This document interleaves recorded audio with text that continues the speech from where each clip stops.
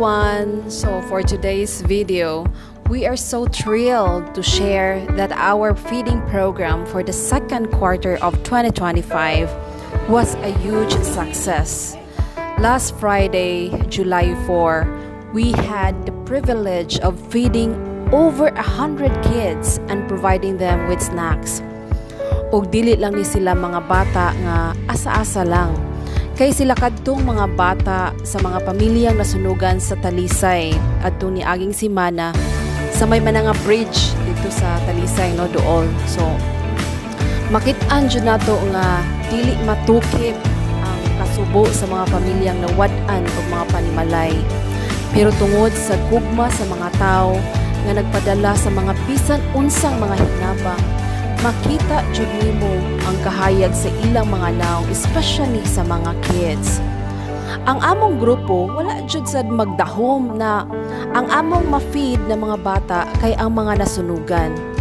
Kay usually basta date gani or schedule sa amo ang feeding program, muadto ra mi og mga random places kung asa mi makakita og pwede namong hatagan.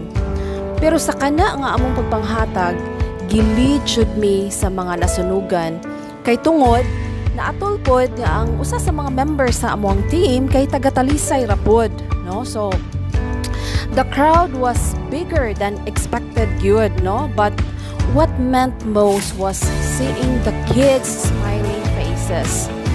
They are still holding on to hope for a better days ahead, no? So mao na kamong mga naglantaw karon sa video ug naapod may mga ma-share na blessings ngadto sa mga nasunugan adto lang mo sa gymnasium sa Talisay kay naara sila dito nagpaabot ninyo. Ug mao na siya, no? So by the way, grateful kaayo ko sa ako mga business partners who shared the blessings, their time, money, and efforts, no? So shout out gyud ninyo tanan, no? Especially sa ato ang kanang team nga Unit Lahoy, which is the PLS, the Premier Life Solutions. Kay tungod ninyo successful kaayo ang atong feeding kada jud na quarter, no? And then maski ginagmay lang pero bahala na, no? So mo na ginaingon nga bahala ginagmay basta kanunay. Ug gikan gayon sa kasing-kasing kay mao man jud ang importante. So mao to siya, no? So thank you so much for watching our kanang kamay nga video and then enjoy the rest of the video. Daghan kaayong salamat. Thank you.